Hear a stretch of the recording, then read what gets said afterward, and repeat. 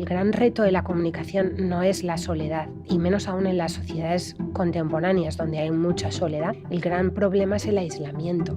Tengo la sensación de que conforme aumenten las tecnologías y se automaticen trabajos y la inteligencia artificial supla tantas partes del trabajo, nuestro trabajo va a tener que ver con cosas que son muy humanas y que requieren de energía, presencia, intención, atención y que tienen que ver con crear, inventar, cuidar, negociar, entretener, y todo eso no se improvisa.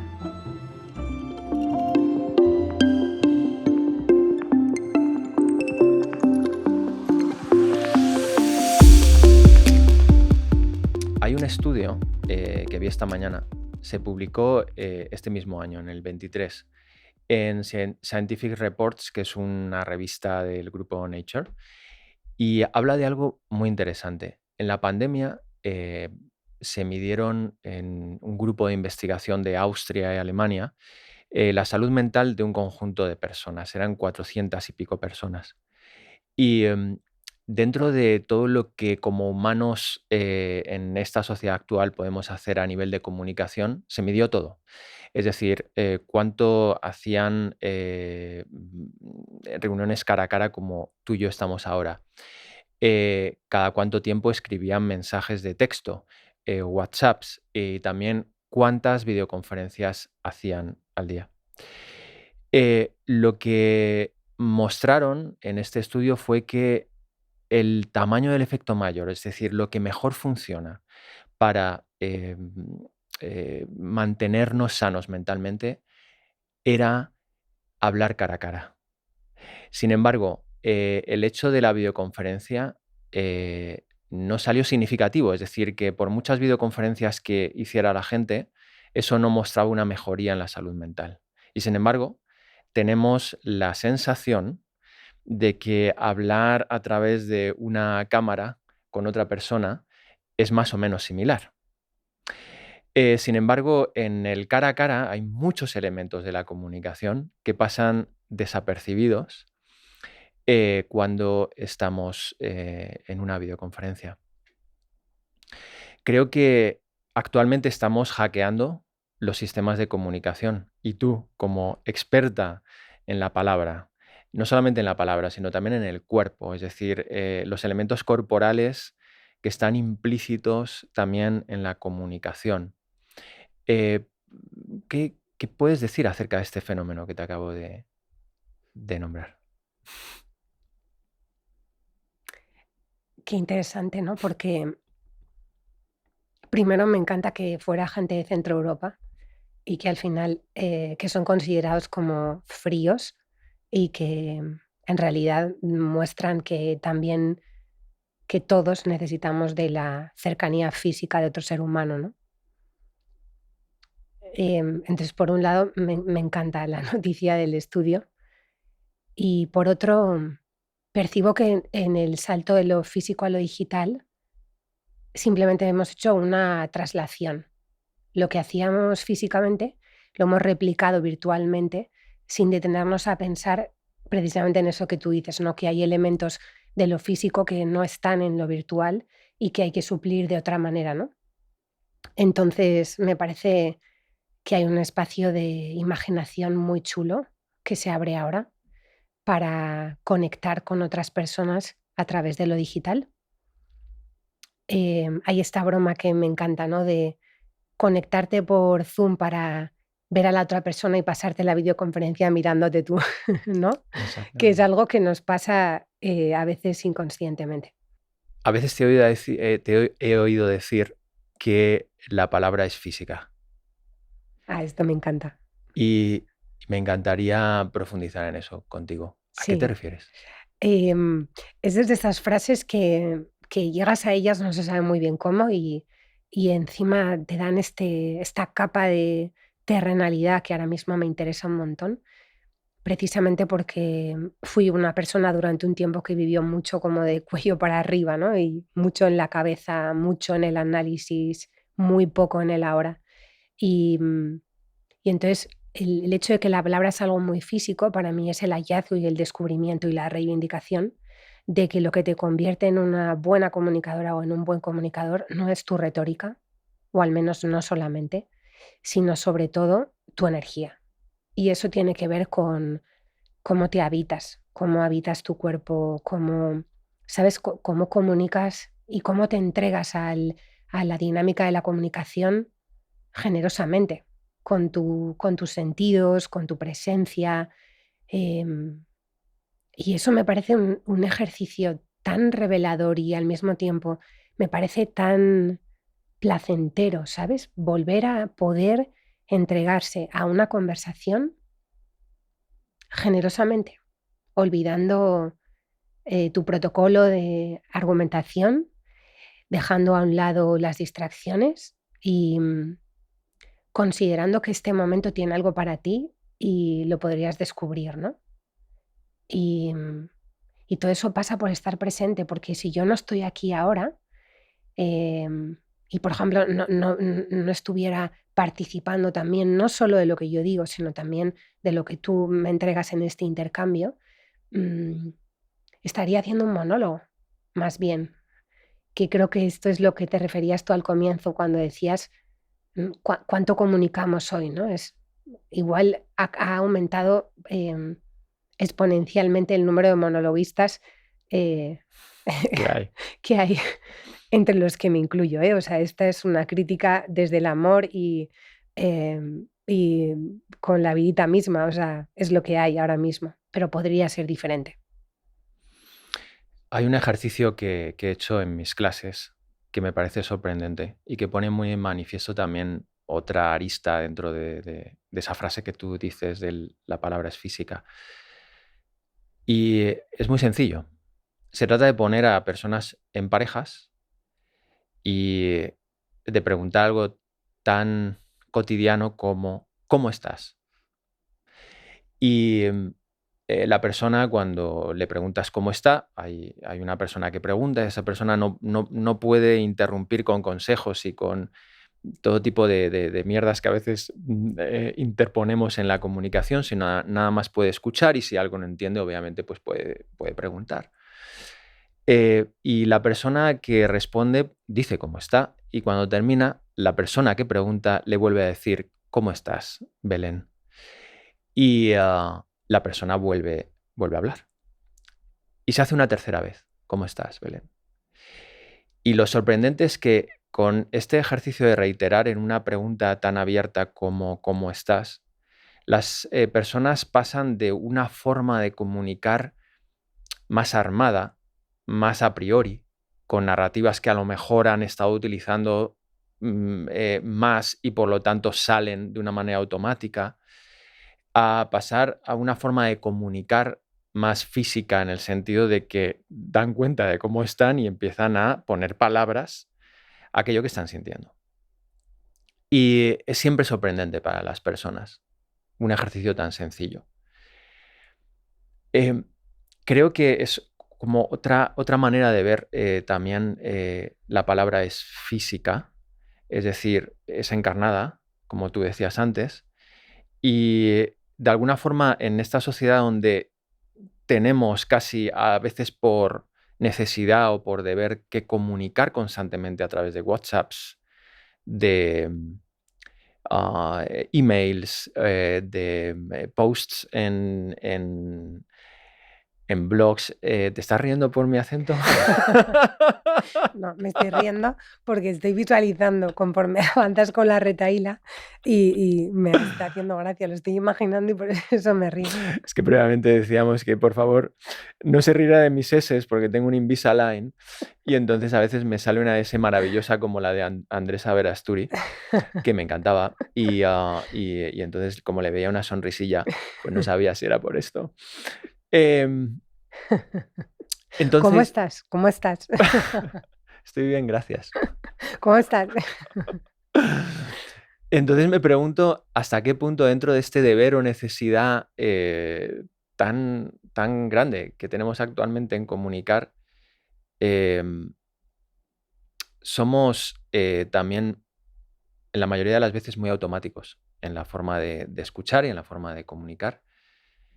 ¿Y qué haces tú cuando comienzas a escribir o a hablar o a comunicar de algún modo y conectarte con esa parte vulnerable.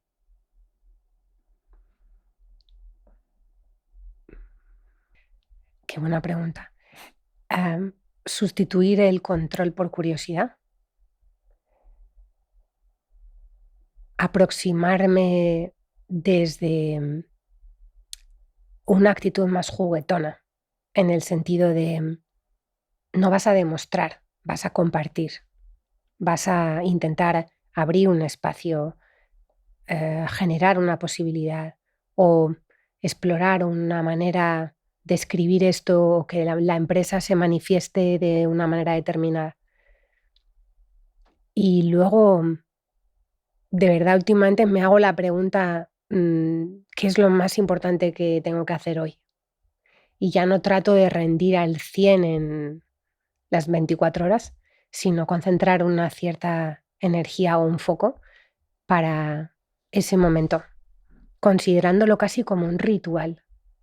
Y el ritual requiere también de preparación, incluso a veces física, en plan, es que te preparas físicamente para ese momento del día que sabes que tienes que conectar con algo que es más grande que tú, que es un poco misterioso, que no se puede... hay gente que le llama la musa, ¿no? Pero sí, de verdad, la magia de la comunicación cuando acontece, creo que todos los que hemos vivido este momentazo, ¿no? De dar con la frase, dar con el manifiesto, dar con la narrativa o que un equipo quede alineado, es un misterio. Y, y creo que ayuda mucho contemplarlo desde ese lugar, no del control de la expertise, sino del juego de la curiosidad, del aprendiz. Creo que además el juego es un estado cerebral extraordinariamente interesante. Es decir, nosotros, los seres humanos, los mamíferos, necesitamos del juego para aprender cuando somos cachorros. El juego es lo contrario a la protección. Si tú ves un gatito en una habitación, un cachorrito de gato, tiene dos grandes estados. Un estado de protección, cuando suena no sé, un ruido en la casa y se asusta y va corriendo detrás de tus piernas para protegerse, o un estado de curiosidad y de juego, en el que ve un objeto que le hace gracia y comienza a jugar con él, se le enganchan las uñas, se revuelca. Ese estado le permite ampliar su frontera de mundo. Es decir, ese estado le permite poder absorber nueva información, poder vivirse de otras formas. Y cuando escribimos o cuando estamos comunicando, también tenemos esos dos estados. A veces hay más protección. Escribimos un informe y uno pues tiene un estado de protección porque en ese informe uno tiene que de alguna forma dar un nivel de imagen suficiente como él cree y no está esa otra dimensión de juego, ¿no? Y no solamente en un informe, en un post o incluso en una relación personal. Es decir, también hay problemas en la vida cotidiana que se resuelven con comunicación y no es fácil la comunicación porque a veces uno está en la protección y no está curiosamente investigando qué demonios le está pasando a uno mismo, por qué se siente como se siente o qué le está pasando a la otra persona, por qué se siente como se siente. Y es que me encanta que lo menciones porque creo que todos mis intentos últimamente, y algo que le deseo mucho al sector, es salir de esta verticalidad de la expertise, ¿no? Del vengo a contar, a la horizontalidad de vengo a abrir el espacio, que son dos cosas diferentes. Y abrir un espacio requiere de mucha empatía, requiere de una facilitación y requiere de conectar desde un nivel que se sienta parejo, ¿no?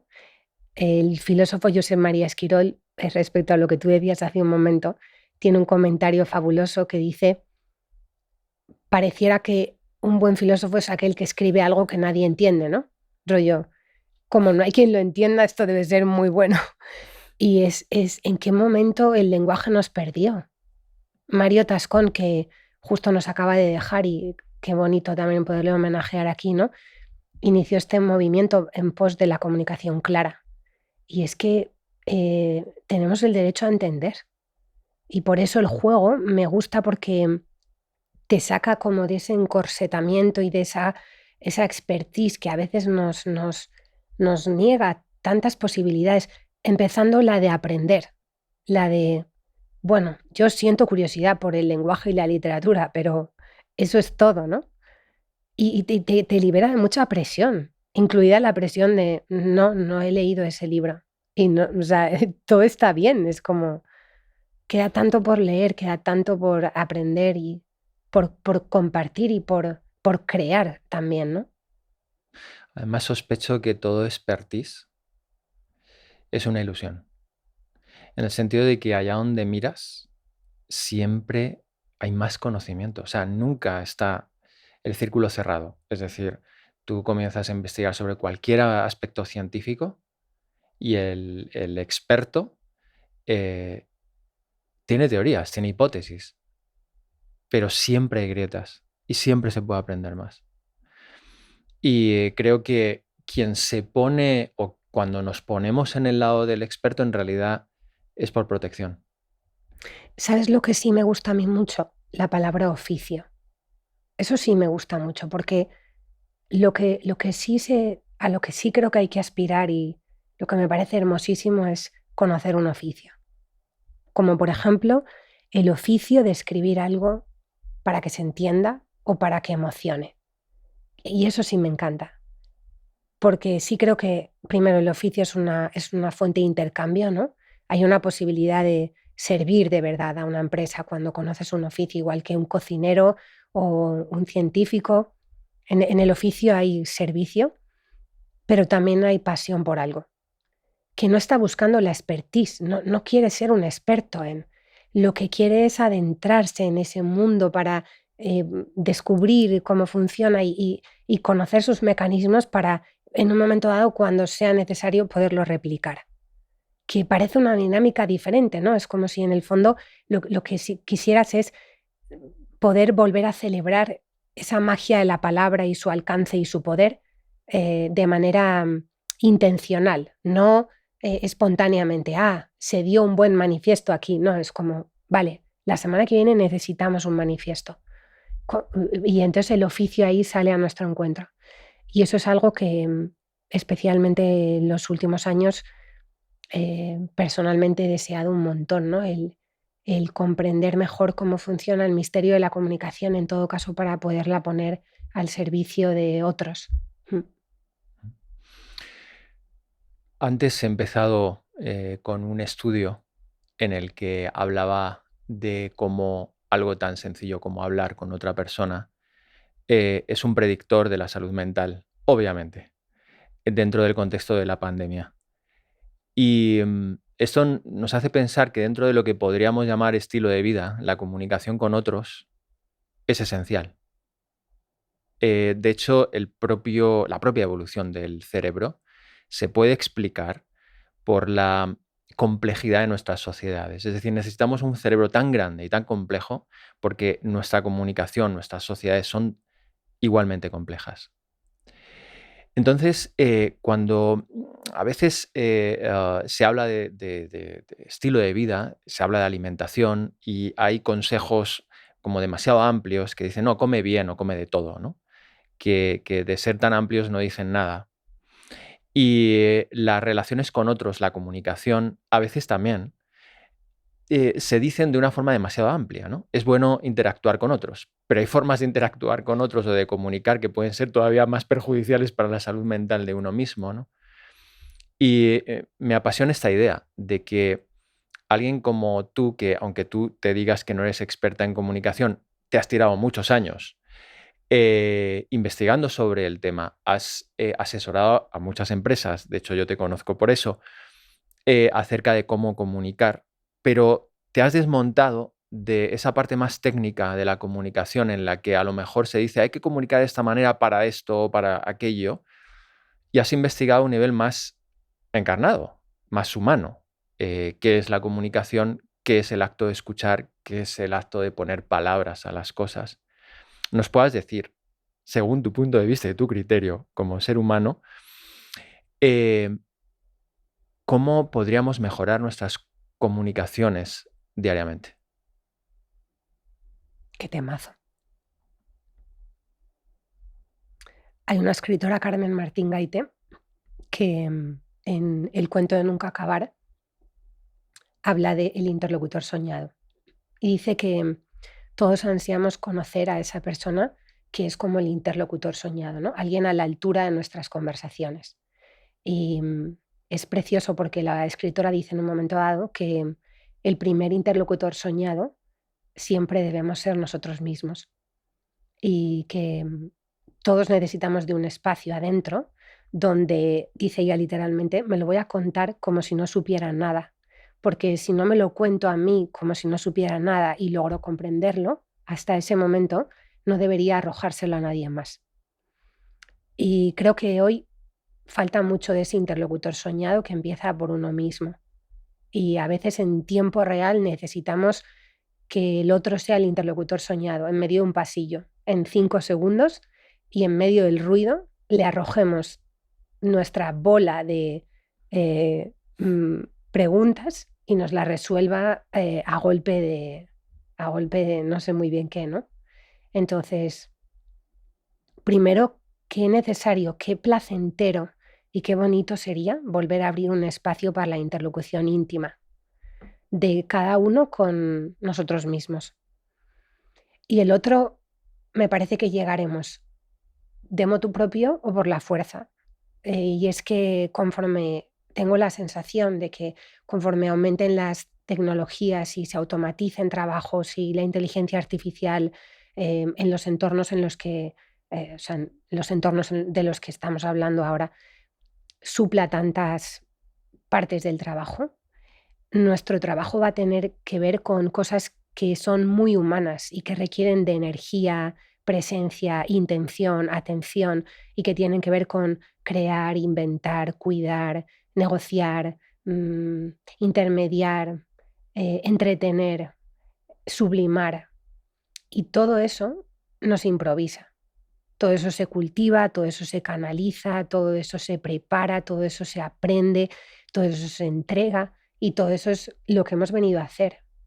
Entonces, diría por un lado que la apertura del espacio para ser cada persona el interlocutor soñado que querríamos ver en el otro, el volver a conectar con esa humanidad que nos permite llegar a un lugar y entregar algo que honra nuestra singularidad, ¿sabes? Como yo siento que hoy viniendo aquí contando la historia de una huehuete, estoy honrando una singularidad que durante un tiempo me dio pudor y ahora estoy aprendiendo como a compartir y a hacer partícipe, dándome cuenta además de que hay un montón de gente igual, ¿no? Y finalmente creo que ha llegado el momento también de verdad de volver a conectar con los otros, pero a un nivel más íntimo, el permitirnos contarnos de verdad qué tal, ¿sabes? En plan, ¿cómo estás? Saliendo de las mecanicidades, o sea, Sí, lo que veo por lo que dices se puede resumir en una frase que también te he oído decir a ti.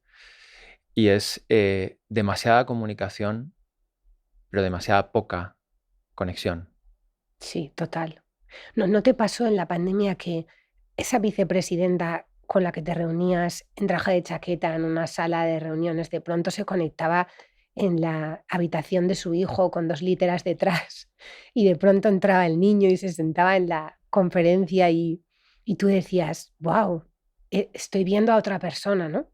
Esto creo que es una brecha que la pandemia abrió y creo que también el tema de la salud mental está haciendo un llamado a conectar desde ese lugar mucho más relajado, mucho más vulnerable, donde verdaderamente, realmente aquí cada uno hacemos lo que podemos pero podemos acompañarnos, ¿sabes? Podemos crear ese espacio común de algo que has dicho antes y me ha recordado mucho, ¿no? Y es el gran problema o sea, el gran reto de la comunicación no es la soledad y menos aún en las sociedades contemporáneas donde hay mucha soledad, el gran problema es el aislamiento. Cuando tú tienes algo que contar y no sabes a quién o con quién compartirlo. Eso es lo que es demoledor. La soledad no. De hecho, la soledad es un regalo cuando la sabes apreciar y también te predispone a luego conectar desde otro lugar mucho más genuino, ¿no? Pero el aislamiento sí que es dramático. Y yo creo que hoy mucha gente sufre de aislamiento. Si el aislamiento fuera un edificio, eh, y nosotros estuviéramos dentro aislados, ¿cuáles serían los ladrillos de ese edificio? ¿Los ladrillos en qué sentido? ¿Cómo se montó el aislamiento? Exactamente, ¿cómo nos aislamos? Pues mira, creo que nos aislamos por dolor. Cuando, cuando tienes una pena muy grande y, y, mm, y empiezas a vivir en la cabeza solo y crees que ese dolor es solo tuyo y dejas que se apodere de ti. Y creo que también nos aislamos cuando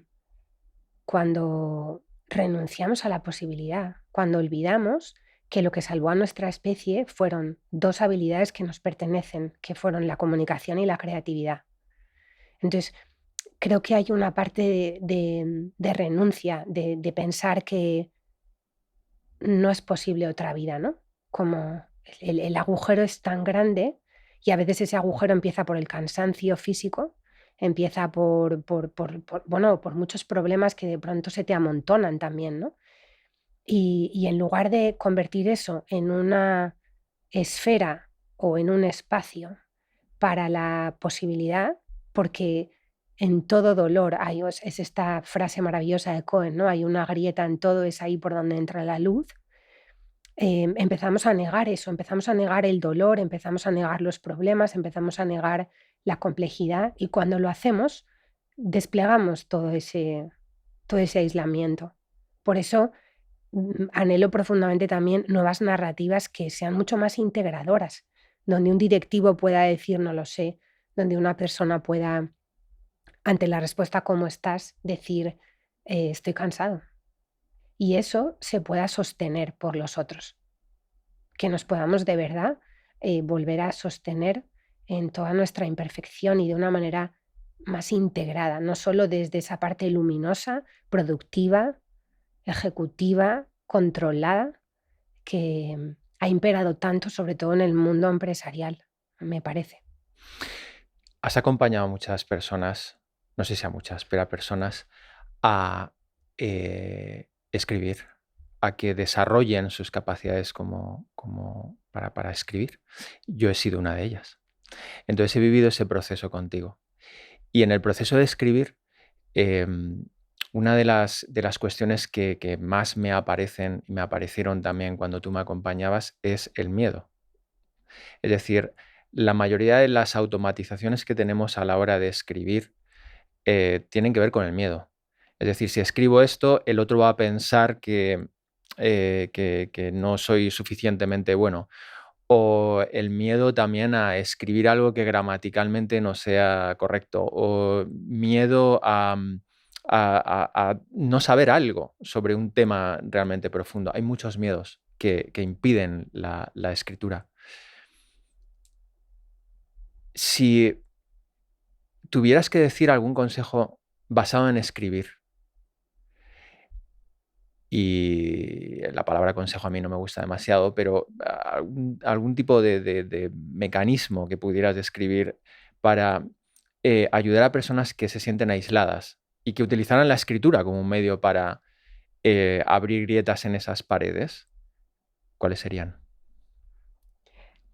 Bueno, primero, gracias porque acompañarte fue un regalo y además me encanta, es como una especie de... em, me encanta cuando la gente alumbra eso que tiene dentro y eres testigo, ¿no? De una intuición que alguien tiene, ¿no? De, es que yo quiero escribir mejor, necesito contar esto, ¿no? Y de pronto ese acompañamiento, que además en mi caso ha sido muy intuitivo, es algo que he hecho de manera muy intuitiva, te convierte en testigo de ese acontecimiento, ¿no? Así que bueno, primero gracias. Y luego se me han venido a la mente 2 ideas que no son mías.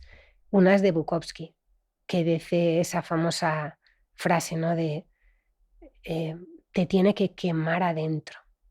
O sea, yo lo que diría es, tienes que sentarte a escribir porque te quema adentro. O sea, es esta cosa de, tiene que nacer de un lugar en el que tú de verdad l- te está quemando tanto, te está atravesando de tal manera que tú necesitas poner eso en algún lugar.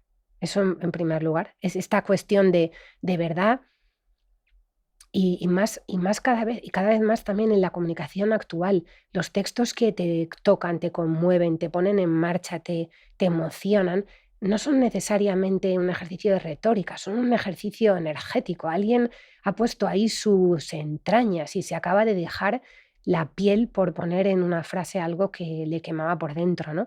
Yo creo que cualquier ser humano con un mínimo de sensibilidad eso lo puede sentir, le conecta y además lo honra más allá de la perfección o no retórica.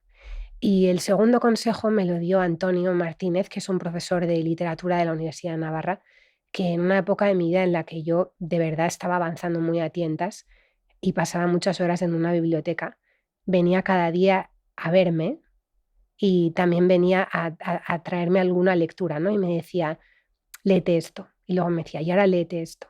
Y léete esto, ¿no? Y él, de hecho, es una persona con la que comparto muchos de los trabajos que hago y qué importante es también tener mentores en tu vida que te acompañan.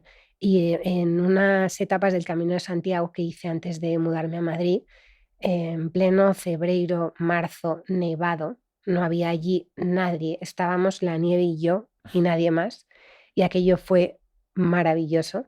Empecé a tomar fotos porque no podía evitarlo, o sea, el momento era tan sublime que empecé a tomar fotos y le compartí algunas, y él me mandó a vuelta de mensaje una frase que dijo: "Guárdalo para ti", y aquello me encantó.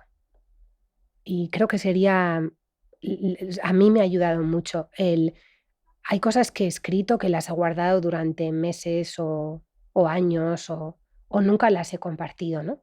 Ahora asociamos escribir con compartir, pero yo creo también en escribir para ti, guárdalo para ti, ¿no? Hay cosas que son tan íntimas y son tan relevantes para una vida que primero necesitan de un espacio, creo, de protección para luego, en todo caso, florecer en otro lugar, ¿no? Y creo que es importante guardarse cosas para ti. Eh, sí, Y back to la vidita. que nos encanta la vidita. ¿Qué es la vidita? La vidita es la vidita es tantas cosas. La vidita es la poesía saliendo a tu paso en la vida. Un verano estaba en mi pueblo leyendo La Uruguaya, novela de libros del asteroide, y me topo con una frase de Pedro Mairal, un escritor argentino que dice: "Si no podes con la vida, proba con la vidita". Y a mí aquello, o sea, me lo habría tatuado en ese momento, pero lo que hice fue empezar un hashtag en Instagram que fue la vidita, muchos momentos la vidita. Estaba tan saturada de esta sensación de o sea, creo que las narrativas se nos habían ido de las manos, ¿vale? Empezando por la de, bueno, no sé, me daría para un podcast entero, pero decidí que quería poner mi mirada en lo cotidiano de verdad, y que todas las buenas historias comienzan por algo concreto, se centran en lo concreto, describen el detalle. Y entonces, cuando llegó el momento porque la vida así me lo contó, no fue iniciativa propia de pasar de ser freelance a montar un estudio, pensé: "¿Y cómo se va a llamar?". Y una vez más, en conversaciones con alguien más, ¿cuántas veces ni siquiera llegamos nosotros, son los otros los que nos llevan? Nació el nombre, ¿no? Esto te lo hacen los de la vidita, ¿no? Y me encantó. Y entonces se convirtió en el nombre del estudio. Nos hacemos llamar La Vidita, pero para mí La Vidita es un movimiento. Yo quisiera, porque creo que hay mucha felicidad en ello, que cada vez más personas vuelvan su mirada a todo eso pequeño que hace posible una vida, ¿no? y que hace una vida también llevadera, ¿sabes? O sea, Bukowski decía que lo que lleva a un hombre a la tumba son el cúmulo de pequeñas desgracias, el cordón del zapato que no ata, la factura de la luz que se ha cargado y no hay saldo en la cuenta, la gotera en casa, el cajón que no cierra, el niño que se le cae el vaso. Y es verdad que si prestas atención, es demoledor. Y al mismo tiempo lo que da la vida también son todas esas cosas pequeñas, gestos amables que te reconcilian contigo, con el mundo y con la posibilidad. Y en esos gestos pequeños somos entidades de comunicación constantemente, aunque no queramos, si uno esté viviendo en el monte. Por ejemplo, escribimos WhatsApps, eh, como a nivel de rápido y como una ametralladora. ¿Qué, qué nos dirías para llevar algo de presencia al momento en el que uno escribe un WhatsApp o recibe un WhatsApp? Me encanta. Titulares. Ah, Em, ya tenemos suficientes podcasts. Hay que intentar no hacer más. Em, sobre todo, vale, 1, no más podcast. 2, Podcast te refieres a los audios interminables, ¿no? Que algunas personas sí, hacemos y que además están plagados de reflexiones que no llevan a ningún lado y finalmente lo concreto se podría resumir en 10 segundos, ¿no? Eso es. claro, es como si comunicar es crear un espacio común, debería empezar por pensar si la otra persona ahora mismo está en una oficina o está trabajando, no me va a poder escuchar. Si es importante y quiero avanzar, ponérselo por texto le puede permitir verlo. Y si además se lo sintetizo, me va a querer un montón. O voy a hacer un acto de servicio, ¿no? Entonces, creo que hay algo en las notas de voz que es fabuloso y es esta idea de la autorreferencialidad. De verdad, creo que a veces grabamos notas de voz porque somos protagonistas de nuestro relato y queremos nuestro momento de gloria, contarlo con todo lujo de detalles y que la otra parte sea simplemente un interlocutor de altura, no, o sea, de rascacielos, porque tantas veces de nuestra nota de voz sobra el 90% y se puede reducir a un audio muy corto, ¿no? Entonces, por un lado, como em, ojito con el podcast. El 2 hay otra que me encanta para el WhatsApp y es, si lo puedes contar con un emoji o un sticker, hazlo. A veces un emoji habla más que 1000 palabras. Es parte del lenguaje contemporáneo y creo que me parece snob pensar que no hay que saber decirlo todo esto con palabras. Hay un lenguaje de comunicación, de conexión, de empatía y de complicidad maravilloso en el mundo de los emojis y los stickers que daría para un estudio. Y la tercera es como em, decidir cuál es la forma más ágil de resolver eso. A veces, de verdad, una llamada es mucho más eficaz que toda esa cadena de notas de voz o de WhatsApp. Pero como llamar hoy se considera casi como un ejercicio grave, es algo pasa porque llaman, conviene preparar esto también. Oye, te puedo llamar un momento, necesito resolver algo, ¿no? Y a veces en esa llamada avanzamos mucho más. Am, si el WhatsApp es un universo, en Latinoamérica, por ejemplo, se trabaja mucho por WhatsApp. Mm. Mandas propuestas por WhatsApp, presentaciones por WhatsApp, presupuestos por WhatsApp. Y a mí me parece una oficina portátil maravillosa, siempre y cuando, por ejemplo, limitemos también su uso. No sé si tú tienes las notificaciones activadas. Yo desde que me las desactivé, mi vida es diferente. Yo las desactivo además sabiendo un poco acerca de la memoria de trabajo. Sé que las notificaciones es como decir ponerte zancadillas constantemente a nivel cerebral porque cada vez que hay una notificación de alguna forma el foco pasa a la notificación dejando a un lado lo que uno estaba haciendo. Mm. Si uno escribe en una pizarra de estas blancas y luego borra, te das cuenta de que deja un rastro. La memoria de trabajo a lo largo del día es algo así. Entonces, si constantemente hay notificaciones, es como si estuviéramos borrando y apuntando constantemente en esa pizarra. O sea, al final del día hay un caos brutal. Fíjate que esto que apuntas me lleva a pensar qué necesaria es la ciencia hoy día para educarnos en el impacto para nuestro cerebro que esto tiene, del que yo creo que el común de los mortales no somos para nada conscientes.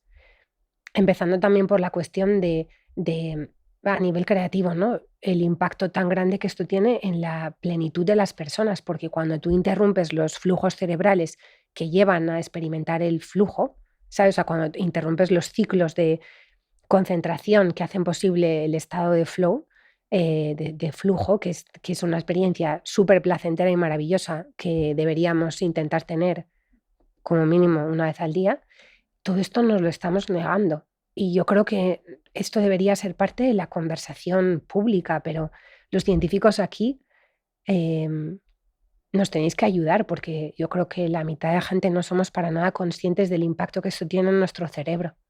¿Algún consejo para...? Yo tengo un amigo que se llama Pablo Barone, que escribe muy bien y además pone mucho esfuerzo en escribir, él es italiano, pero escribe unos mensajes tremendamente largos.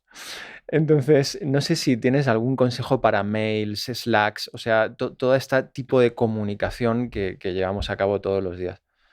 Sí, ahí hay una retahíla ahí hay un mundo también, ¿verdad? Y un universo. Pues mira, la primera,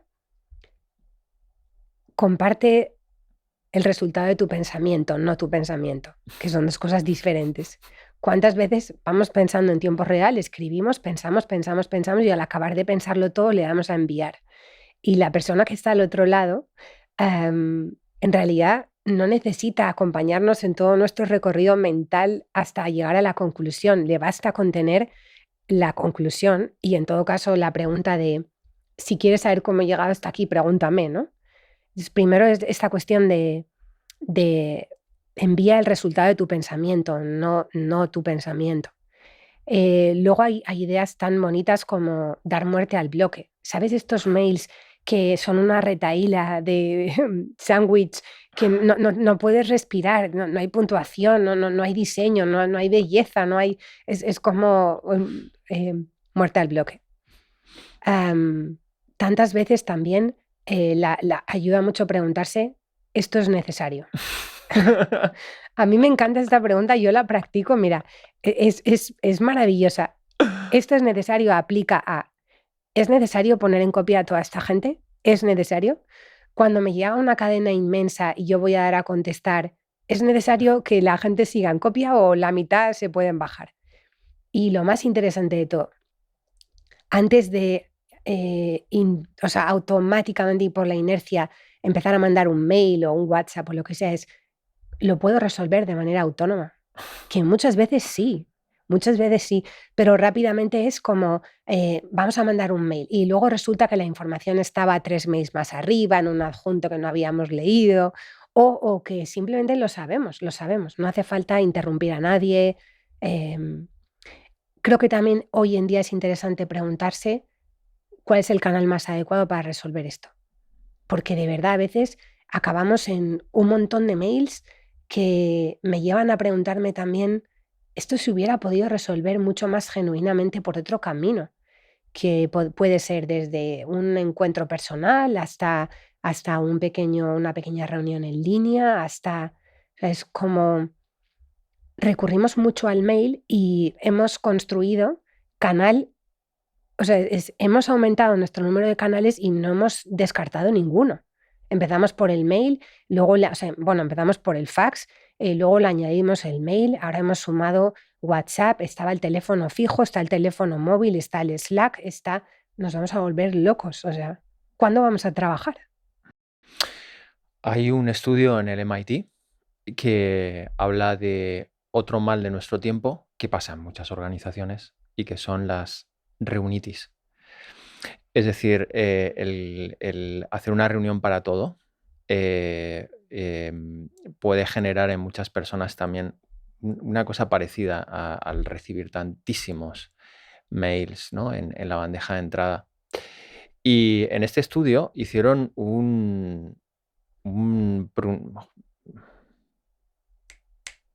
me sale la palabra inglesa, que es prune, pero como prunar, recortar, cuando cortas un arbolito. Como Podar. podar. Eso. En esta empresa podaron que... Hicieron una poda, gracias.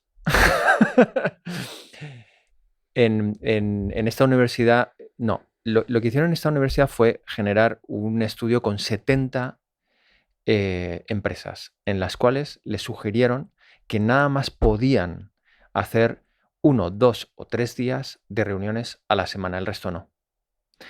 Y lo sorprendente del asunto no solamente fue que es cierto que ganaron mucho en productividad y porque podían hacer las cosas que de otra forma no pueden hacer. Es decir, cuando tienes muchas reuniones o tienes que resolver muchos mails, no tienes tiempo para trabajar, es algo que tú decías antes. Y estas personas no solamente tuvieron más tiempo para trabajar, sino que el nivel de estrés se redujo un 60%. Mucho más que cualquier programa de reducción del estrés basado en lo que quieras pueda generar en una empresa. Y esto creo que es algo muy interesante. Es decir, no solamente necesitamos el flow porque es un momento de alto placer y porque necesitamos, bueno, pues tener las cosas hechas al final, sino porque también probablemente sea un elemento fundamental para la salud mental. Y este estudio con 70 empresas, que son un montón, nos lo muestra. Y Hay esta viñeta tan graciosa de 4 personas en una reunión de 1 hora no conforman una reunión de 1 hora, son una reunión de 4 horas.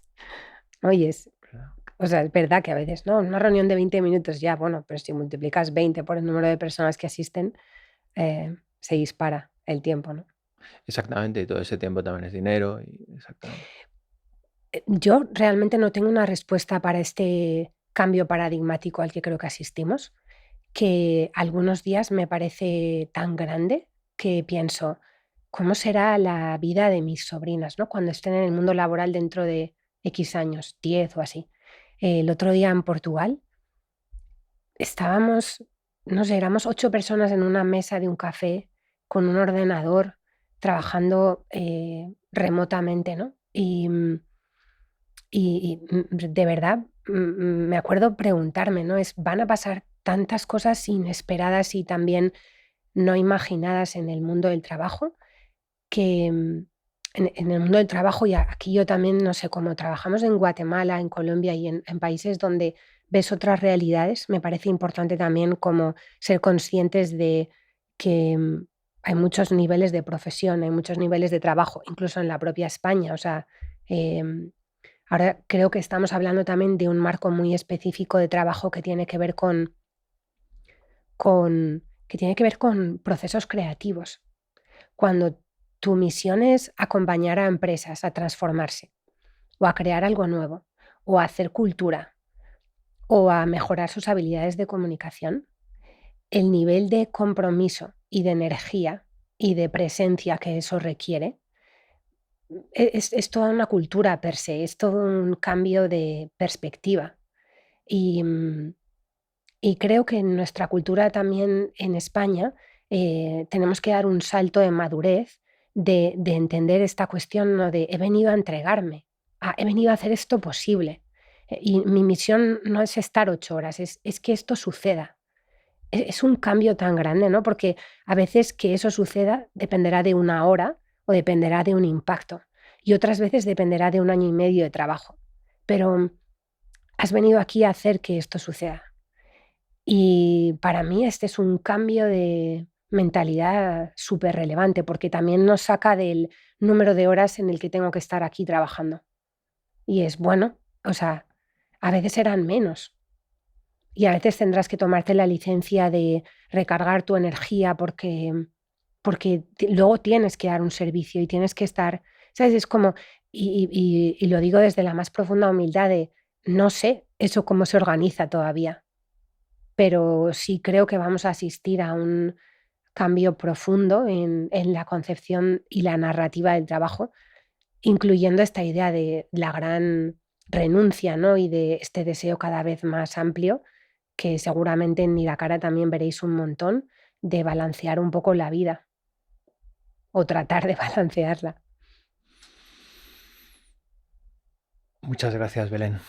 Bueno, Ha sido un placer, un estado de flujo el que he vivido contigo. Creo que además, por lo menos hemos puesto un poquito de reflexión acerca de lo importante que es el acto de comunicar, de escuchar, de decir, lo importante que es la palabra y también cuántas cosas maravillosas nos puede traer simplemente el hecho de poner un poquito más de conciencia cada día en ello.